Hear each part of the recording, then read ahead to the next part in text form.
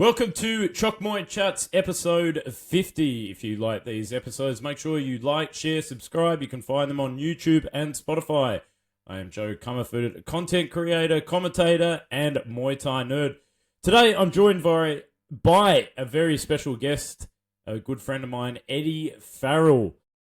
Half of the, well, 1/3 of the Fighting Farrells now, since there's an extra member to the family. But Eddie, welcome, my friend. You're sitting in a cafe in one of the Copenhagen. That's it, in one of the islands there, living the tropical life there. So for those who are listening, you might hear a little bit of feedback in the noise, but that's all right. We're on the road, and Eddie, the nomadic force that he is always on the go. So, Eddie, mate, thanks for jumping on the podcast. That's right, man. So I suppose we'll just get straight into it. For those who don't know, Eddie is a light heavyweight WMC world champion. He also has a Nike Nom Tom WBC belt. He has been fighting in Australia, overseas, in Thailand, China, many places around the world. A formidable force to be reckoned with inside the ring and outside of the ring as well. So, my good friend, how did you first discover Muay Thai? It was kickboxing first, yes. So it was, how long ago was that? A long time ago. It was like when the K1 Max was going around, when there was like Bulkow and Arthur Kashenko and Masato and stuff. Mm. And I was actually in the Northern Territory first, and it was a kickboxing gym, like a heavyweight kickboxing gym. And yeah, I just learned how to be tough with heavyweights, I guess, and punch on. And then from there, I found Muay Thai. I watched the K1 Max and stuff. It was really cool. I really got into that. I remember just shadow boxing, watching it. And then from there, I moved to the Gold Coast, and I was training moved back to the Gold Coast, training there. And I went to a Muay Thai gym, and they were talking about the different styles and I started going to Muay Thai shows and seeing the music in the fights and different people and a whole different scene. So I definitely liked it more with the culture of Thailand and how everyone else falls in love with it, I guess. Hey. Yeah, I mean, it seems to be a common theme for Westerners, that they kind of fall in love with the more traditional side of it, the more mystical side of it. I suppose it's probably because it's a bit far removed from our own culture, and that's why we kind of fall in love with it. Now, what drew you to Thailand initially? Because I mean, you've been in and out, but you spent a lot of time down at WMC Lamai and in Thailand itself. What initially drew you to Thailand? Yeah, that was actually our first holiday. So we had our first holiday to, I'm not sure why we chose Koh Samui, but we went to Koh Samui for our first holiday, and we saw the fights, and we went there to train for a training camp, and I saw an Australian guy, Brody Stolter, actually living there at the time. So I was just I didn't know you could live there. I thought you just came here for a holiday like we do, but people are living here and doing it still wasn't so common. How long was that? 12 years ago. It still wasn't so common, but there were people living here after the whole John Wayne Pa. They were following in those footsteps in the early days and living here and fighting and stuff like that. This was still before Instagram, before social media and filming fights. I think I still had my first 10, 15 fights, no film.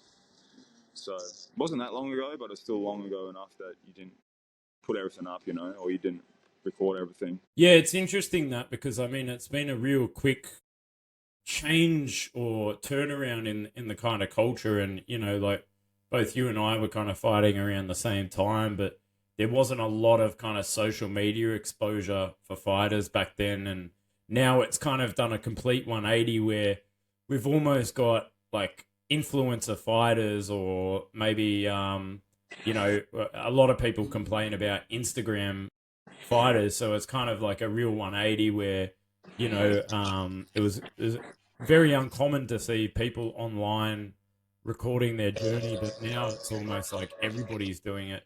So can you tell us a little bit about the initial journey in Thailand and some of the experiences you had fighting in Koh Samui and Yeah. then starting to go to the more professional circuit? Yeah, so after that holiday, we just had it in our heads. It was like stained in my head straight away. Like, you can spend time here. I want to be there. So, yeah, we planned as soon as we could, pretty much from the holiday back, and it was like within 6 months or a year that we moved over for our first stint. But planning to like stay there, we saved up enough money, and we got like yeah, a deal through the gym. I wouldn't say it was like sponsorships. It was just like pretty much I was doing like the fitness. I was like doing abs at the end of every session and like mopping floors. We actually went to Pi first because we had a student in Pi and we went to Pi first and it was we were like mopping floors and stuff. We brought my dogs over, two dogs over, and one of my dogs got bitten by a snake and died, and we were just a bit buzzed out, like, and wanted to go back to that experience we had on the Koh Samui Islands for our first holiday. So we were in Pi and we loved Pi, and said we'd always come back, and we did. But we went to the islands, and then we had like 15 fights on Koh Samui. Yeah, and then after that, you had a few fights in Australia, and then you got opportunities in China and started fighting abroad. When do you think really was the turning point for you in your career where you started getting noticed? And what do you think was the reason for the turning point in your career? Self-management, which is not the best thing, but it's the only reason I guess why me and Brooke got some opportunities and stuff, because we left the islands because we were fighting the same people 3 times, and there were politics in the islands and the island stadiums, and everyone wasn't fighting each other, and the opportunities just, you heard stories about Bangkok training, Bangkok fighting, how much harder it is and better it is there. That was like, and then we just wanted to like go to Bangkok. So ended up getting our own fight in Australia again. I started to like talk for myself, like outside of the Thailand gym, and like, so we didn't have a gym in Australia anymore, and yeah, so I just got us a fight in Australia, and then went back there to did that fight. But we did a training camp in Sitman actually, in Kanchanaburi, which was really good. And then after that, I realized that you had to just reach out for yourself and like make things happen. I was talking to Brody a little bit about it, and yeah, you just have to, like, he was messaging like Malaysian promotions and just getting yourself opportunities and money because no one else is going to really do it for you. Um, but nowadays there's managers outside of your own gyms getting your fights and stuff, but there really wasn't that then. You know what I mean? Was there? Like there wasn't. Like it was more you had your trainer do it or your gym do it, and they'd make some money off the fight. But now you have like actual managers taking a piece of the pie, but getting you bigger opportunities. But it's up to you how you want to do it, and it depends if you want to try and keep all your money, you do it yourself. But jumping from promotion, you can also get thrown in the deep end more. So it depends how you want to do it.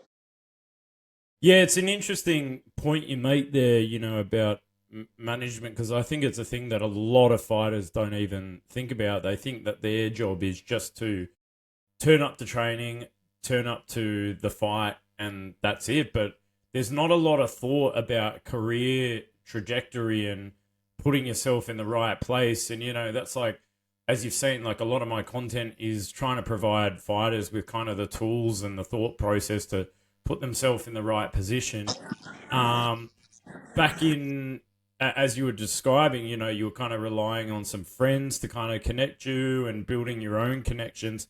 Now, you fought for the light heavyweight WMC world title. Can you talk to us a little bit about that opportunity and how that came up? Because that was a highlight knockout reel. Yeah, that came through when I was at Tiger Muay Thai actually. So we were at Tiger Muay Thai for 2 years in Phuket.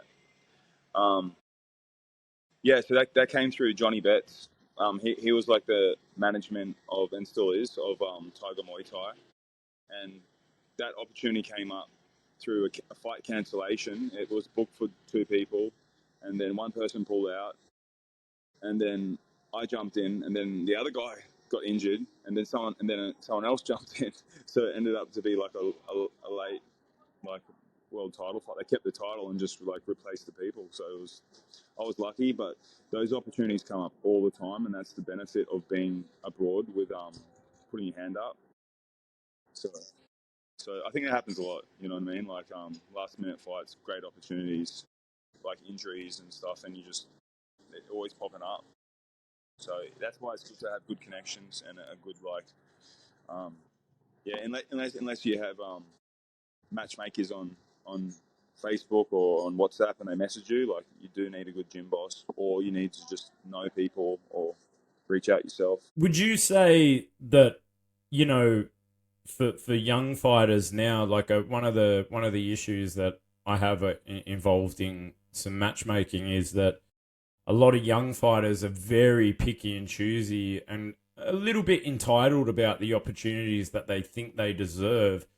Do you think it's fair to say that you should put your hand up for anything that comes your way, as long as it's not, you know, a ridiculous thing where you might have only had like 2 amateur fights and you're fighting an ex-Rajadamnern Stadium champion, obviously within reason, but do you think fighters should be taking most opportunities that they get? Yeah, like I see both sides of it. Like when I was fighting, there was no putting your hand up or not. You had to do it. If you were getting free training and you need the free training because you couldn't afford it, you can't say no. Mm. So or you needed the money. So we never said no, unless it was like we were injured or we just never said no really. And that's what gets your fights up. But you also get a lot more losses. But people don't really ask about losses. It's all about who you fought and how good you are, really, or who knows you. But yeah, but now I understand people protecting their fighters because it is smarter. Like I never did it, and I've had fighters in Mexico, and I've said no to some opportunities because they're not ready for it as well. So I believe you can like lead the fighter in the right direction. Like boxing, they totally avoid everyone to keep their zero, but I don't do that. But I think it's okay to say no if they're not ready for it. But if it's a good opportunity for a belt, you should always go for it, unless you think your fighter cannot beat the guy. Like, don't take it. But if there's a chance that you can have a game plan to beat the guy, take it. Now, also just thinking about kind of the business side of, you know, career trajectory for fighters, you and Brooke have really built a kind of a big name for yourself through social media and recording your journey over the last 12 years. You guys were kind of pioneers in terms of really building a strong social media presence in that way. How do you think that social media has helped you not only in your career as a fighter, but also as a trainer and a businessman, I would suppose? Yeah, definitely. It makes things easier, man. Like 100%. So like you need to market yourself. You need to do all that work to get better opportunities, and 100% it gets you better opportunities because promoters sell more tickets, they get more exposure. It makes sense business wise. You know what I mean? Whether people like it or not, but business wise, I'm a promoter as well, and you want to put someone on that gets people eyes on the shows. You make more money. People make more money. So you need to do it as a fighter. But I started when it was just Facebook and no Instagram or anything like that. I did it because we had no money and I wanted free protein. So, so I was doing little highlights and stuff on like, fuck, what was the app back then? Like something on the I don't know, man. But I was doing that because yeah, and then I was putting it on YouTube back in the day, and it's still like getting no views, but it was cool to like to look back on and stuff. I wish I kept my full fights more, but and those little things back then was what people wanted to see for and I got like supplement sponsors and stuff at the start, and I was like getting things because I didn't have much money for it. So and in the end, it just like it keeps going and going, and people are getting paid for doing things now, and now it's the opportunities with fighting, and then it's helped me build when I built gyms to get more customers. Like yeah, you need to do it, but I think it's like a fine line of the way that you show yourself. You know what I mean? Because I've also had fighters that built a following fast, and we've helped them build followings, and they show themselves as better than what they are. They get booked on the show, and then like they've set a too high a standard for themselves, and then they're not really at that standard. You know what I mean? Yeah, I mean that's one of the things that I've spoken about as well is that you've got to be authentic and real about your ability because the one place that you will get exposed is inside the ring, and the ring never lies. So I think that's a really good point that you bring up is if you're gonna make content about your fight career, you have to be really I suppose introspective about your own ability and realistic and show that with authenticity, and people want to see authentic content, and I think that's why you guys have done so well with your content is you show the unfiltered versions of yourself, and Yeah. people can relate to that, which is one thing that I really like. I mean, we've known each other for a long time, and been in your corner for a few fights and that sort of stuff. And one of them I do remember was Contour Lie on MX Muay Extreme, just down the road from where I live now.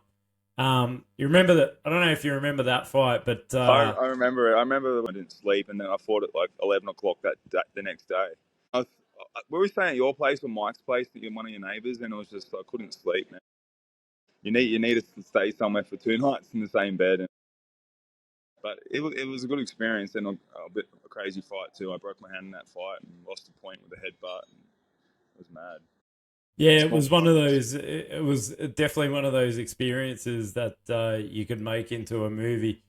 For those who don't know, Contour Lie is I think he was a WBA or a WBO World Boxing Champion and former prisoner and got out of prison because he I think he was on that Thai prison fight program. But yeah, he's a scary looking dude, and you put up a tough fight. And unfortunately, you got a little bit angry and chucked a sneaky headbutt. But it was a phenomenal fight nonetheless. And then there was talk about a rematch in the works, but unfortunately that fell through. Now, you haven't fought for a couple of years now. Do you reckon you'll fight again at some point? Well, yeah, like I've been fighting on and off for the last couple of years. Like I fought that karate combat fight. How long ago was that? Like a year ago, and that was on like short notice. I trained for like 4 weeks, and I got the win on that. It was good money. But and then before that was like a year before. I actually trained for that one. So I'm still training and staying fit, and I still like the idea of competing. Is like changes when you become a dad and when you get older. Like you just want to do it because you want to be proud of your lifestyle and proud of yourself. Like, and the fight's just secondary. But yeah, I'm actually fighting again in Australia in Brisbane in like November 1. So and that's a kickboxing fight. So I did that just so I can train my hands and do something different and like put some combinations together differently, so it makes me grow as a better boxer. So that's my reason of doing that fight, and it's a free flight home, and I make some all right money. Now I'm living back in Thailand, but yeah, I'm fighting for different reasons now. Like I'm not trying to pursue being like the best in the world. I'm trying to be the best version of myself and be better for myself. But I don't care anymore, man. I'm just fighting because I like to do it. And if it's a good opportunity in a big fight, I still take it. But yeah. And for those people who followed your journey, you spent a long time in Thailand, and then the pandemic came around, and you made the move over to Mexico. You built a pretty strong Muay Thai community over there, and did a couple of promotions there.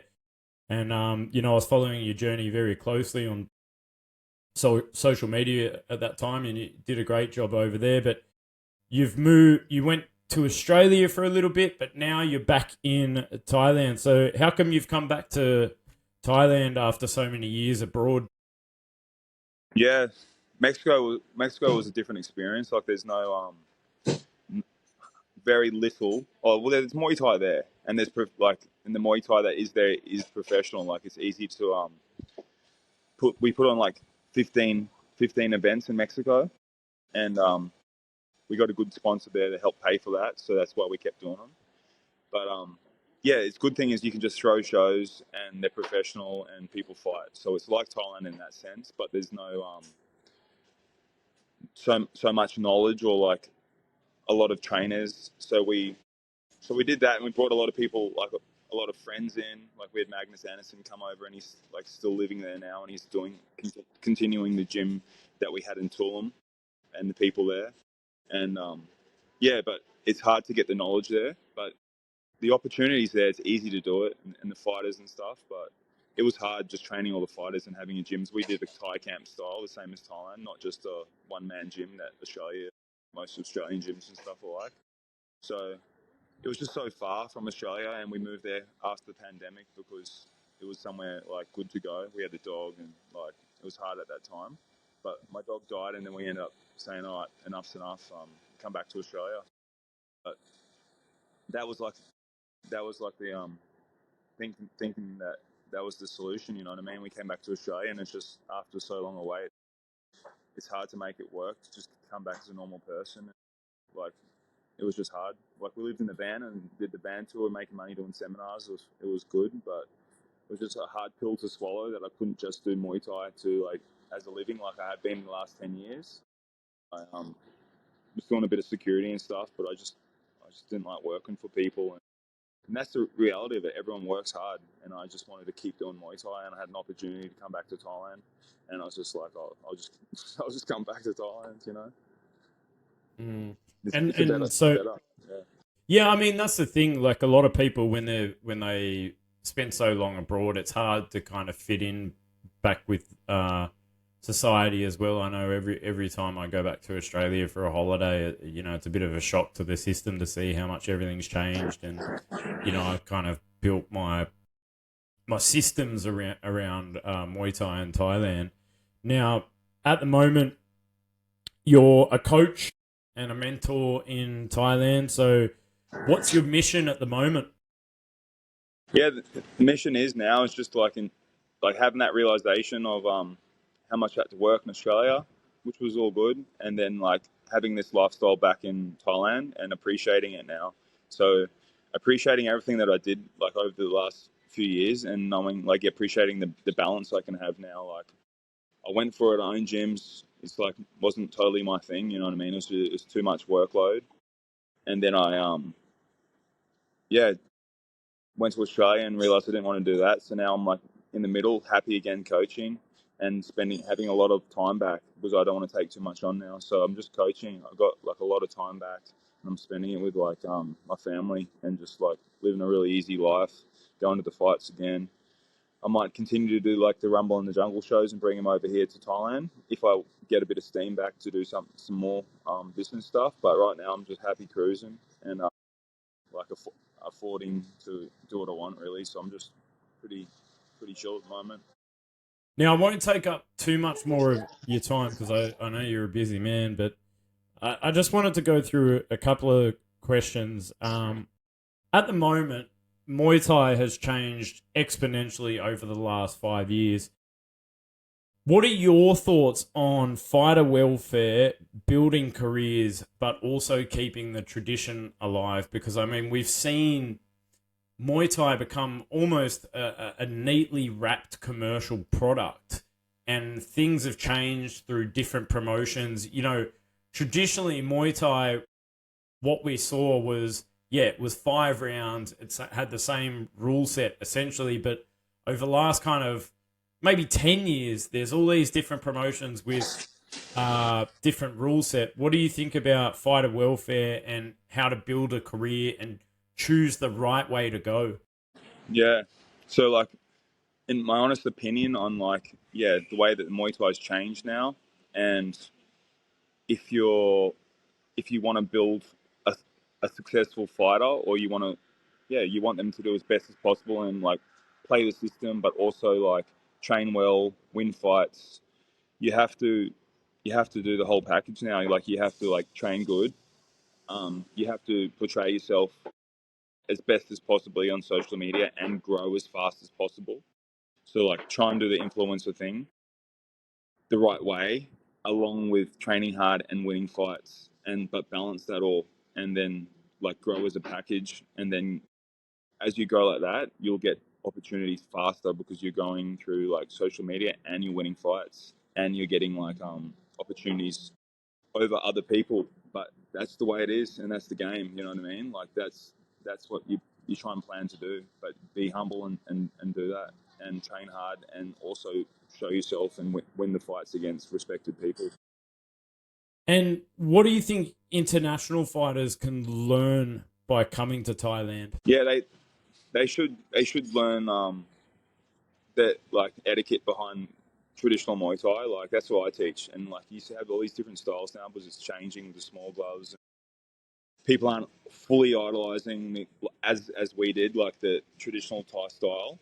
But I think like snap out of it and respect traditional Muay Thai and the styles, and like stay there and learn as the Thais are teaching you. Like maybe you don't have to do that, but like you can move more and stuff like that. But learn the fundamentals, clinch as we used to a bit more. Like people avoiding that, like try to fast track it too much and like learn off the Thais and still do it a little bit old school. Because if you come on a holiday, do that. You know what I mean? But I just think like do the old school a little bit more. Still, don't think you can fast track it so much with all these new hacks. Yeah, I think there's a lot of value in that. Just taking your time and not trying to cut corners. Essentially, now you've essentially lived in pretty much 3 different major Muay Thai cultures. You had your time in Mexico. You've also had your time in Australia in Muay Thai, but a lot of it in Thailand. What are some of the biggest lessons you've taken from those 3 different Muay Thai cultures? 3 lessons in Muay Thai. Yeah, I suppose. Yeah, I suppose. I mean, because now Muay Thai is global. What are some of the differences you've seen in the different cultures through Muay Thai in those 3 countries: Australia, Mexico, and Thailand? Yeah. So people idolize like I don't know what like I don't know how to answer the question really, but like in Mexico, like people still idolize like the Thai style even too much. Like, be real with it. Like you have coaches like wearing mongkongs in the gym and stuff. And I think like realness with like how Muay Thai is. Like come over here, train properly, learn how it really is, learn the real fundamentals of Muay Thai. Don't, like fudge it or fake it a little bit. Like learn what's what, and don't be like a fake trainer. Um, Try to be authentic with what if you teach it, it's okay. And like these people teaching Muay Thai, like, and some people say it's too early to do these tutorials and breakdowns, but they have a big following. I think it's okay, but like do it with trainers, do it with like respected trainers, and do it in a good way. Like you have an audience either way, and it's good to show people, but just show people the right the right the right way, the right breakdowns. Do it through a trainer that's talking and stuff. I think it's all okay, man. But just portray Muay Thai well and portray yourself well. And in your view, what do you think is more important? Is as for a fighter, do you think it is social media metrics? Do you think it's the amount of titles they have, or do you think it's community impact? What do you mean? Like what's more important, or? Yeah, what's more important out of those 3 for a fighter? Do you think? I think yeah, like you can look at it all from a business perspective or whatever, but in the end, it's like mental health and doing Muay Thai because you love it. Like imagining you can throw your phone away and like, do you really love what you're doing? And do like your community around you, be supportive and stuff, have good people around you and love it, and then document the process a bit on the way, and then like take the right fights. But yeah, don't do it for the wrong reasons. Do it because you love it. You have the right people. You actually like learning and training, and that's why we come back to the islands, man. You know what I mean? I could be in Bangkok. I could be training people at like full-on hardcore gyms, but for me, it's like the community and stuff, and I can still get the right touch of those other aspects here. Like, you know what I mean? But I think in the end, do it because you like doing it. And one last question before you go. If there was one piece of advice that you could give to a fighter coming to Thailand for the first time, what would that be? Don't overtrain, but train hard. Yeah, don't overtrain and just be silly and just go too flat out. It's hard because it depends what gym you're at, and you want to do the right thing by your trainers. But train smart, train hard, take everything in, write shit down. Thank you, my friend. Thank you for your time, Mr. Eddie Farrell, man of many talents. This is Chok Muay Chats, episode 50. All right, awesome. Well, thank you, my friend. Please like, share, subscribe to this episode. This is episode 50 with the light heavyweight WMC world champion, Eddie Farrell.